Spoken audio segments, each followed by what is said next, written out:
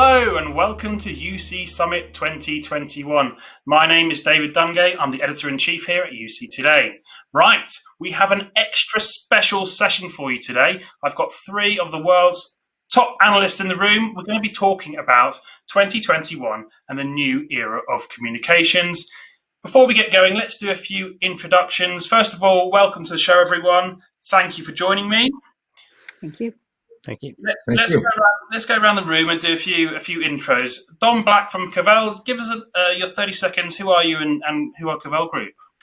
Hi there. So Dominic Black from Cavell. I'm based out the UK, but my coverage really is across Europe, North America, and moving into emerging markets now. We really focus on enterprise communications, really on the UC side, but obviously that's now pulling into collaboration, contact center, and bringing in all of that as well. So yeah, fascinated to be on here, and thank you for inviting us. We've got Blair Pleasant with us as well. Blair, tell us who you are.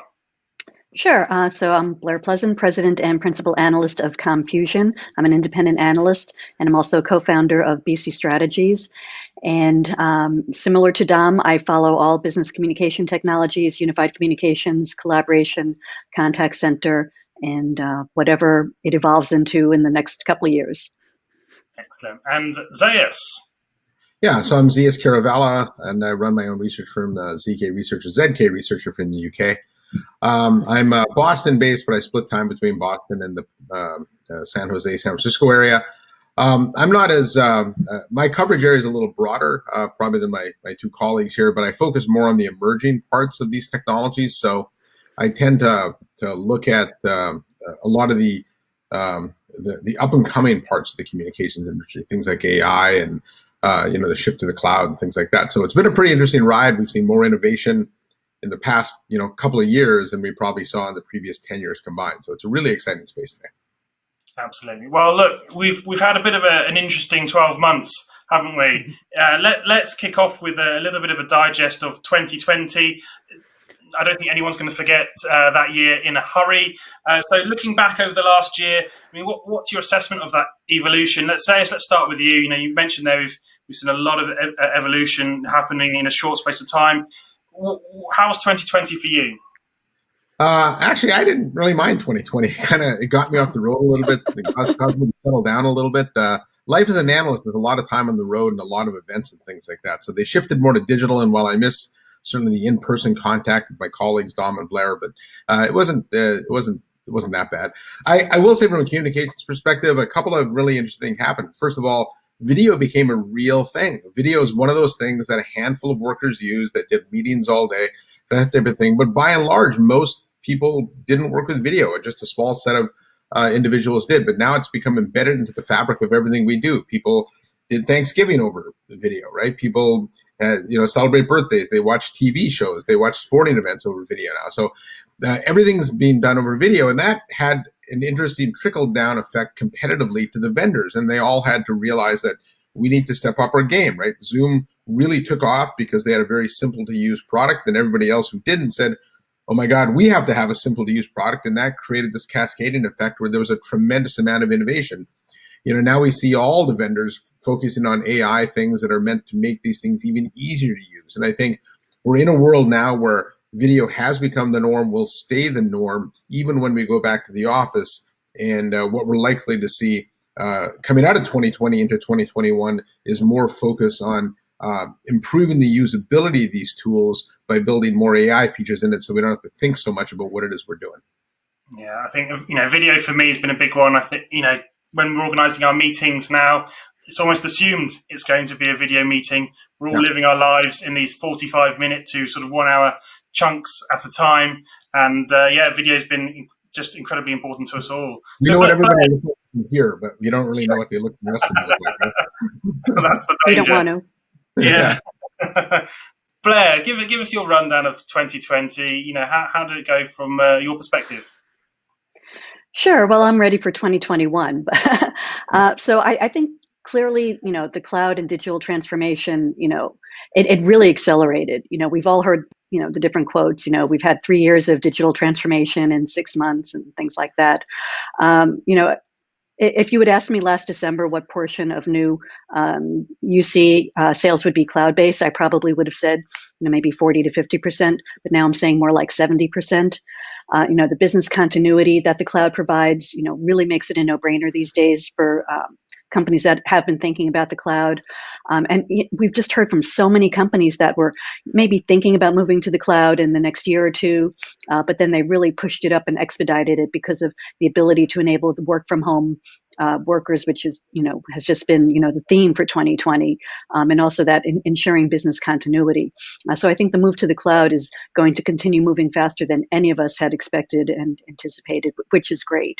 I think the second thing for me, following the UC market for so long, it's like people finally get it. The value of UC is finally out there. The ability to communicate and collaborate from anywhere, being able to use a soft phone instead of a hard phone, so you can, just go, be sent home the next day and be able to work from home, being able to click and connect from anywhere. So these things are finally being recognized for the value that they provide. So I think all of us on this call are just thrilled about that. Yeah, absolutely. So, I mean, Dom, you've been doing lots of research in the enterprise space for a little while. That movement to cloud, I presume that's you're seeing a lot of that as well. Tell us about your 2020 experience. Yeah, I mean, 2020 has been, from being on the road, as my colleagues are, usually probably 70% of the time to 0% of the time. It's had its challenges, but I've been a remote worker for the last 9 years, so it's not been too much a challenge, but it's definitely been a struggle at times, I think, for everyone trying to work in this way. Video does solve a lot of problems, but it is still missing that interaction piece, which you don't get unless you're face to face. We've been running our own events, and as much as we do online events, having that networking aspect, people still want to meet face to face. So I'm looking forward to 2021 and being able to sit down, have a coffee with people, have a meal with people, and really get to kind of catch up properly. So excited for that. I think from an enterprise communications perspective, it's been interesting. We did a survey in June with about 2,000 businesses looking at what they were doing, how they've changed. And I think it's fascinating looking at this move to remote working, that it's definitely happened. We've been talking about it for years, and I think we sometimes get stuck in our own bubble of thinking that this is the way everyone should work. But even going back, we're speaking to enterprises now saying, look, we are going to have more remote workers in our workforce going forward, but we still expect to have office locations. And I think that hybrid workplace of the future is going to be the big challenge for the industry of how to do that. And also bringing that work from home environment into the office. The last few years have all been about open plan offices, which starts becoming challenging when you've got a lot of people on video calls going out like that, have other distractions that we've missed being sat at home. Yes, we might have our kids running in and out the office, but you don't have 200 people walking behind your head or sending you emails or catching you. So I think there's going to be a lot of focus there for providers, how to replicate that video experience at home back within the office. So maybe more huddle rooms will come up and dedicated workspaces like that. Yeah, I think the IT... I think one of the things that Blair said that was notable too was that it caused a lot of companies that were on the fence with cloud to move. It had an interesting effect in that it's allowed organizations that never would have thought they could work from home to work from home. You think courtrooms and legislatures and even K through 12 and doctors who would never see people over video. That's all become possible now. And so from a societal perspective, it'll be interesting to see, which of these stick, because in some ways it makes no sense to make an 80-year-old person drive across the city to go see a doctor for a 10-minute checkup, right? That should be done over video, and it should stay that way. So one of the interesting ramifications in 2021, we'll see what it is that we put in place, what's going to stick, and what'll go back to being the old way. Yeah, absolutely. I mean, that speed, Blair mentioned the speed at which a lot of these businesses are moving to the cloud now, or had to move back in March when the pandemic really kicked off. Was just incredible. We were seeing sales cycles that would normally be 12 to 18 months, be reduced down to, days and weeks. Yep, exactly. It was, man. I mean, Blair, I'd be interested in your point of view. Did that throw up any new challenges for businesses to have to overcome? Yeah, and Dom touched on it, the whole idea of the hybrid workforce. That's something that companies are really going to have to deal with because, the genie's out of the bottle, as we've been saying. People realize the value of being able to work from home and not having to commute and, having that hopefully for most people, a better work-life balance. And for businesses, they realize, I can hire people, from anywhere, and I can hire the best people, not someone who necessarily is based at the headquarters. So the value of remote work and work from home is definitely out there. So now the issue is the hybrid workforce, because some people are going to go back to the office and some people are going to work from home. And then for some organizations, they still want that collaboration where people are seeing each other. So they might have, marketing come in on Mondays and Wednesdays, and, finance come in on, Tuesdays and different groups coming in, maybe a couple days of the week. So they still can have that collaborative moment. So I think the big issue is, how are you going to enable that hybrid workforce? And then when it comes to like meetings, how are you going to make the people who are remote still feel included and part of the whole environment? Because if, let's say you've got a group of people who are in, well, probably not huddle rooms too much anymore, but let's say we've got 6 people in a large conference room, and then we've got 2 people working remotely. How are you going to make those remote people feel included and still being able to participate? So really enabling and figuring out how to make that hybrid workforce work best, I think, is challenging. But I just find it so fascinating, what was just brought up about the changes that we're seeing. Zeus and I are in the Bay Area, and we're really seeing a huge migration of people moving away from San Francisco and Silicon Valley to other areas. So, because they don't have to live by the office anymore. I've also heard about, now 2-bedroom apartments are really big, and no one wants a 1-bedroom apartment because now people need that extra bedroom for their home office. So the changes are just fascinating. So it's going to be really interesting. And then, keeping people safe is going to be top of mind for everybody. And I think spend more time. I think one of the aspects too of working remotely, Blair, is just the ability to manage differently too. And you talked about how do you make people feel like they're part of the workforce. I think in the contact center space, one of the things contact center managers told me is it's actually the remote management tools that they've been given to manage a remote contact center have actually let them, instead of listening for audible cues by walking around a physical contact center, they can actually manage better because they get a lot of AI-based sentiment analysis. And the same thing needs to happen on the UC side, where if we're managing a workforce that's partially remote or wholly remote, we need to have a lot of data come at us to show that, Dom's has been in 10 meetings and he's not really said anything in any of them, right? That type of thing. Then maybe the manager can go, do you not feel like part of the team, and what's the issue? And so I think it's technology that's allowing us to work remotely. And I think we need better technology to allow us to manage a remote workforce. And that's going to be an interesting evolutionary step for these platforms. Analytics are going to be huge. Yeah, I mean, some of what you're talking about there, Zeus, comes under what I would probably determine as the sort of well-being sort of banner. It's the human element of us all working remotely and distributed is not necessarily been considered up front by a lot of businesses. How do we get people to feel more included? How do we solve those problems of people aren't really contributing to meetings, or they seem a bit quiet, or that I think that's going to be quite a big theme throughout 2021. Yeah, I think so too. And it's many years ago I'd written a report about how disengaged employees are the silent killer of organizations, where you have people that are actively disengaged and they're pretty easy to tell, and you have ones that are very, very engaged, and that's easy to tell. And you've got a bunch of people in the middle that are somewhat disengaged because they, when you're the only person remote, if you're all remote, it's fine. And if you're all in person, it's fine. But when you're the only person remote and everybody else is in person, then you do feel like you're disconnected. And that actually has a very negative effect on productivity. And so that's where it's up to the managers to make sure they are pulling people in. They're making sure everybody's being heard, even from the standpoint of these tools, right? To be able to let us know, give us, as Blair mentioned, the analytics in real time to see that this is happening. But this is an emerging set of best practices here, and I imagine we're going to see more of that in 2021. I think it's not just. Sorry, I was going to say it's not just the technology on top of this as well. It's the people who are managing this. This is a whole new experience for every single person in here as well. So I think as much as we can say technology will solve this, there needs to be a rethinking and a retraining of the workforce of how we do this. We got thrown into the deep end, 90% of the employees across the world of now you're working from home, try and work out what you're doing and manage it the same way. And we've seen a lot of stuff happen which we might not have thought happened last year. We've seen billion-dollar deals getting signed without companies ever meeting.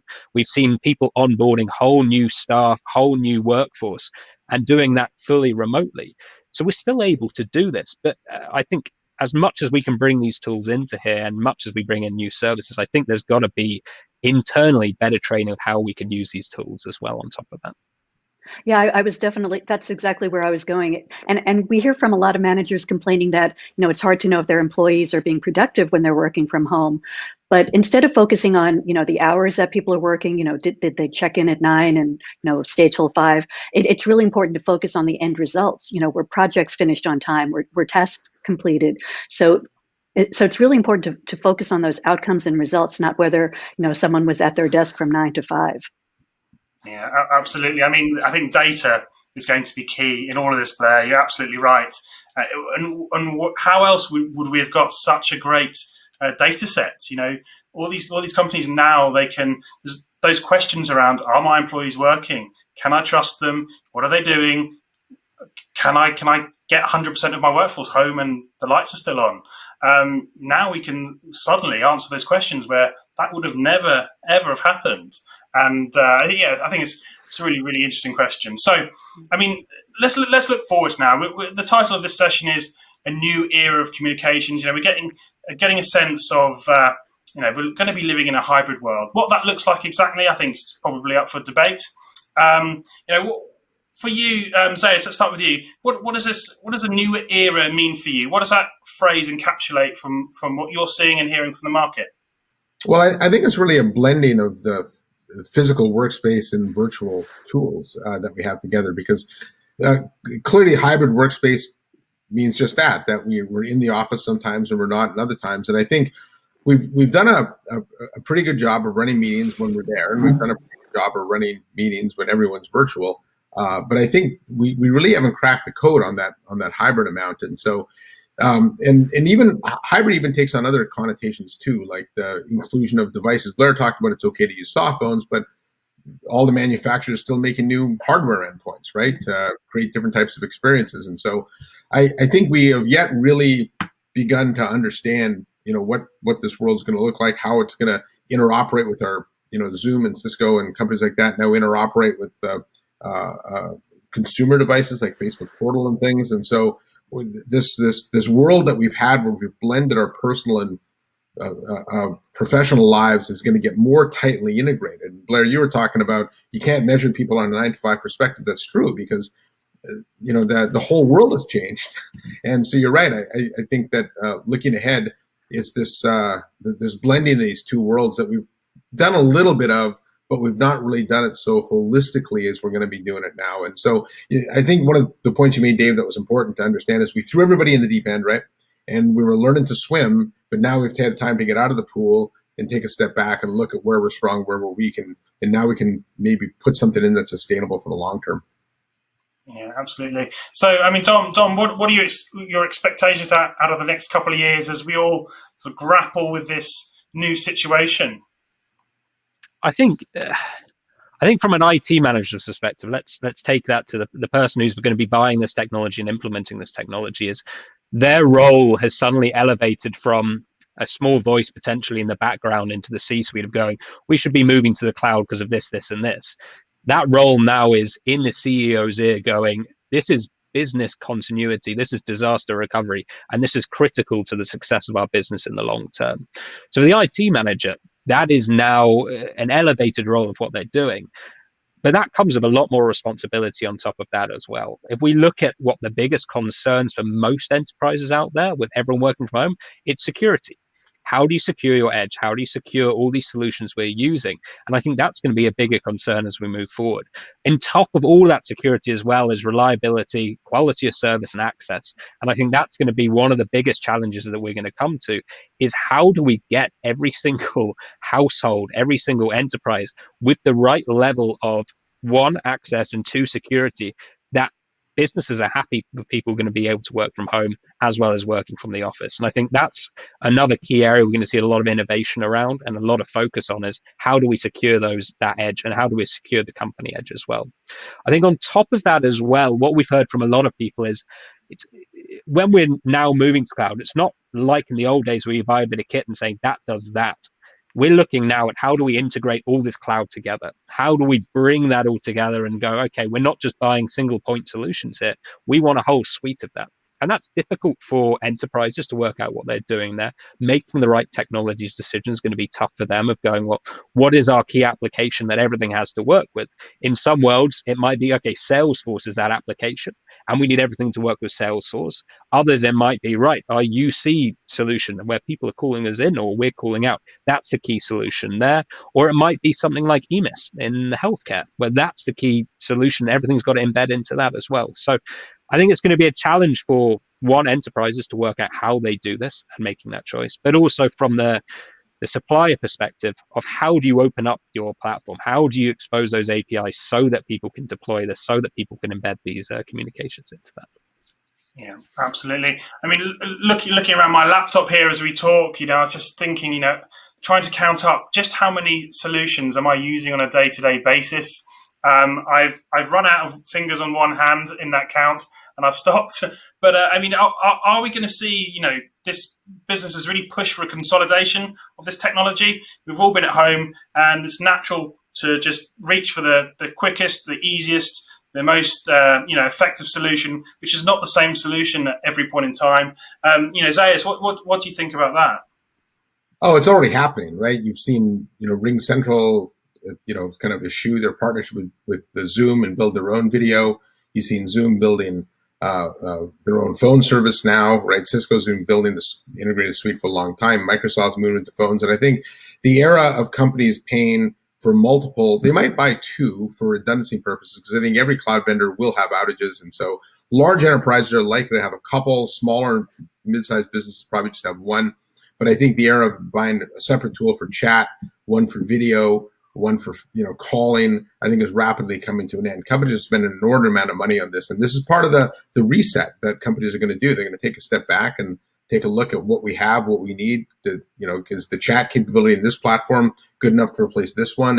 And that's why there has been so much consolidation and so much innovation, of vendors moving into each other's spaces. And that's going to create a really interesting competitive dynamic for this industry, because now a lot of these companies that were partners are, starting to butt heads against one another. Yeah, I mean, what does that mean for the single purpose vendor then? That's surely that's a worrying time when you've got all these. I think unless you're specifically built for a very specific use case, there's a company called Symphony that builds this type of tool just for financial services. Unless you're that type of very, very specific niche application, I think it gets very difficult to compete in a world where these platforms are coming together. So I do think that the era of the single purpose, we've already seen a lot of them get acquired or, things like that. So the era of that single purpose tool is rapidly coming to an end. Yeah. Unless we look at contact center, if we think about contact center, that's the one area that can be separate. We're still seeing, Ring Central and some of those others, they're providing contact center, but we are seeing standalone contact centers, Five9, Genesys, but even and some of those companies. They have their own, WFA tools, things like that. So that's a separate market. Mm-hmm. They are starting to consolidate features within there too, right? So I think UC/CC stay separate, but just to some degree. But I think within those silos, you see consolidation. Yeah. Okay. Well, look, we're coming towards the end of the session. Let's leave our audience with some gold before they go about their day. Starting with Dom. If you could pick out, what should customers and partners have top of mind for 2021? Just one thing. We'll go around, and what's that really key sort of piece of information they need to be aware of? I think that they've, when looking for solutions now, and I think we touched on this earlier, that a lot of people snatched to the closest thing to hand and went, let's work with that because that will enable us to work from home. I think there has to be, as you say, that great reset now and really work out what you use internally and work out how that's going to solve your business issues for the next 3-5 years. I think chopping and changing your technology over that time is going to be a real challenge. And I think this has got to be long-term focus on what do we need to solve that. Is the off-the-shelf product going to be good enough? Or do we need to find someone who's going to really help us on that journey? Find a partner who understands our business, who's worked in our space and can deliver that. I agree that we talked around those large vendors, and I think there's definitely going to be room for the, or do I call it off the shelf, but the kind of mass market. It's easy to consume. It's the same for everyone else. But I think there's a lot of niche applications and use cases that I think there's a lot of opportunities for providers and channels out there to build some really interesting products and focus them really succinctly on specific industries, specific verticals, and specific use cases. And Blair, what's your top piece of information for viewers to take away? Focus on your end users. The technology is great, but it's really all about your end users. And, they're struggling right now too. A lot of them are going through, working from home and, dealing with, their kids being home. So be empathetic, look at things from their perspective and try to make things, try to focus on improving their experience. How can you make the meeting experience better? How can you eliminate or reduce video fatigue? So look to the technologies for what they can do, but also try to figure out how the technologies can help you, and maybe talk to vendors about what are they doing to improve the meeting experience or the whole user experience. And we're starting to see things, AI is being used to reduce distractions and outside noise. And we're seeing the vendors do a good job in really trying to improve that experience, but a lot more needs to be done. But I think really focusing on the end users and understanding what they're going through and using technology to help make them not only more productive, but really to help them just get that work-life balance. Yeah. Okay. And Zayas? Yeah, before I get into mine, I'm going to just echo in on what Blair said. And normally I pick on Blair, but I'm supporting her today, so I don't know what's going on. Yeah. What she said about end users reminded me of a quote what Jeff Goldblum said in Jurassic Park, where he said, "Life finds a way. Users find a way." So if you're not focused on that user experience, you're not giving them tools that are easy to use, they're going to go find their own tools, and they're going to use their own consumer tools, and that's going to create a huge IT headache for your organization. So if you don't focus on the end user, all you're doing is you're putting yourself in a much more difficult place down the future. Now, the advice I want to give is look at the API capabilities and the SDKs from the UC vendors, because I do believe over time we're going to see a shift away from products to platforms. And if you look at any big software company, right, be it Salesforce, Oracle, Microsoft, whoever, they've all become platforms. And I don't really believe that users want more apps on their desktop. You, Dave, said you ran out of fingers to count them on. What you want is more capabilities built into the apps that we already have, right? And so do you integrate into a Salesforce? Do you integrate into vertically specific applications? If I'm in the legal space, you integrate into to LexisNexis. In education, are you built into those systems? And so I think that gets done through the API capabilities that the vendors offer. Some might offer them in the cloud in a CPaaS type of scenario, but I think in a lot of ways the platform capabilities of these vendors actually become the future, because we're going to see more of these types of widgets and click to call, click to chat built into the apps we already use. We already see it in the consumer space, and that's coming in the enterprise space, and so that's where a lot of the focus should be. Okay, thanks, Zayas. I think that's a really good place to finish today's session. I'd like to say thank you so much for joining me on today's chat. I wish you all the best. And to our audience, thank you very much for watching. My name's David Dungay. I'll see you next time.